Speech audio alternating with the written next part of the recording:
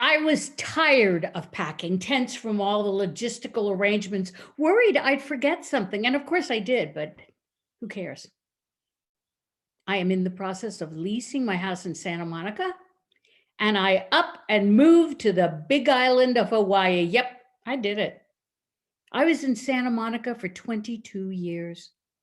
I was married when we bought the property and adopted our lovely baby girl, Mishi, and then rebuilt the house into a 4-bedroom, beautifully appointed home. I raised our daughter there. But when she was 12, my husband did the midlife crisis thing and left me after 25 years for a woman 31 years his junior. I wanted to run away. I wanted to scream in his face, never to cross my path again, but I couldn't do any of that. I couldn't go anywhere. My daughter was just starting middle school. All in all, I had to hold down the fort and co-parent our daughter, and I worked hard at maintaining a good relationship with him. I had seen the horrible damage visited on children with warring divorced parents. So hold down the fort I did for the next 11 years. And my daughter grew into a wonderful young woman who is making her way in the world and living with her wonderful boyfriend. And me, I was now alone in this house, a beautiful mausoleum of hurt and lost love. My aunt and my mother lived out their later years in their homes. They came by their aloneness the honest way. After the kids left, the husband exited the relationship in the proper manner. They died. Respectful husbands. No philandering there.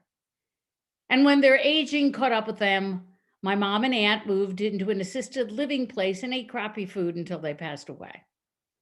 My mom died first at the age of 93. Now, my mom was a homebody, so it was predictable that she never thought of moving out of her house and doing something else. Then 3 years later, her younger sister, Aunt B, passed, also at 93. Now, Aunt B lived a full life, was well off, and I was surprised by her staying in her house and not having another adventure. Oh, Joe, I've traveled all over Europe, and really, I am done with all that. My aunt, an ever practical person, was never afraid of dying. In fact, on her 93rd birthday, she told me, "I'm going to die this year, Joe." I was panicked. Was she depressed? "Auntie, why are you saying that? You're not thinking of doing something." "Oh, no, no, Joe. It's just that I'm sort of done with this life and ready to move on to the next. I can't hear well, so I can't eat in restaurants because of all that noise. My eyes are bad, so I can't read my romance novels, and my back spasms prevent me from playing golf or gardening. I'm just plain bored." And I have this theory that when you die, well, you leave your body behind, which in my case is a good thing, and your spirit moves off to another plane of existence. Call it heaven or whatever. And you see your old friends on the other side. I want to see my precious Bill and our dog, and I want to do new things. So that's that. This year, I'm leaving this world. And she did. Her kidneys failed, and she left strict instructions that she didn't want to prolong her life using machines. So she slipped this mortal coil so peacefully, well, it seemed almost inviting. I was not interested in staying in my house and waiting out the years till my daughter found a place for mom. I was trapped in the memories of my life here, memories that were now painful. I was a sort of Miss Havisham, sleeping on the same bed, eating from the same dishes, watching TV in the same room. My daughter suggested I remodel the house and make it my own, but the problem was that he and I had designed and built the house together. Yeah, I did change things, furniture, wall color, lighting, but the bones of the house were developed by that marital union. So I started thinking about what to do.